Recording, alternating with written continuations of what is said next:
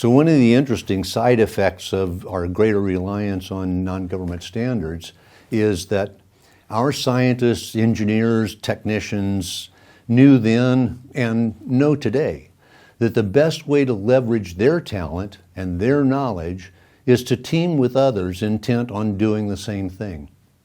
Conferences and workshops are great. They provide opportunities for sharing research and findings.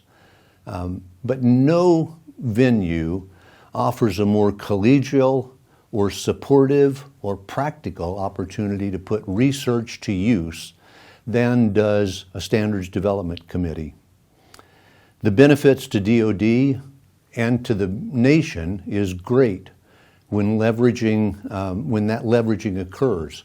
When experts from laboratories, manufacturers, users, academia, consumers, and others come together to cooperatively apply their knowledge to develop standards. The result is usually a better standard than anyone could have produced alone, a standard that has better marketplace acceptance, and one that achieves an excellent balance of competing interests that may not have been possible without the input from a diverse group of experts, each looking out for their own interests. Our Defense Standardization Executive instituted a very, very strong bias for using non-government standards. I sat through quite a number of Defense Standardization Council meetings where DoD groups came in with very strong arguments, very strong cases for developing military standards to meet a specific DoD need.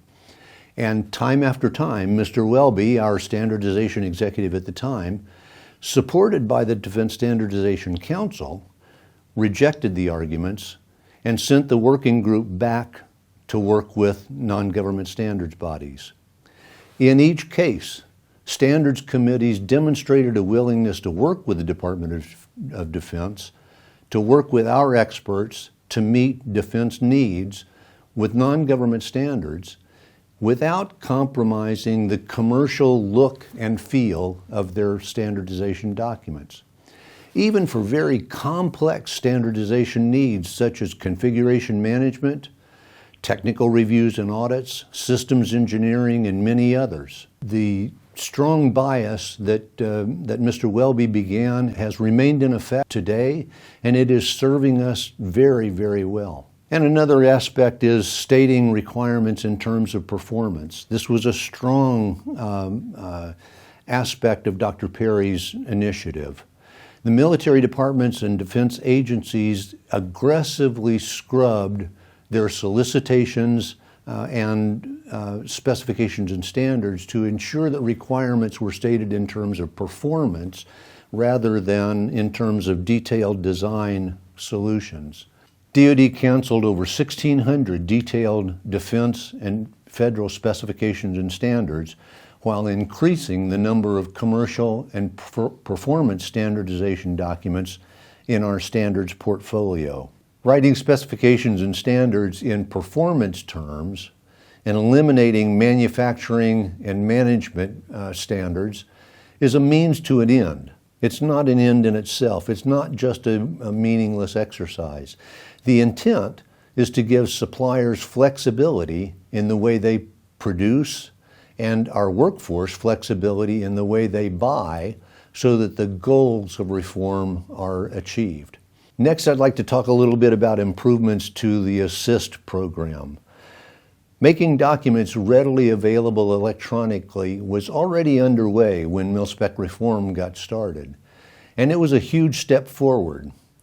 But under reform activities, we began moving from having virtually pictures of standardization documents that could be downloaded to having searchable PDFs and documents that were information rather than just words on a page.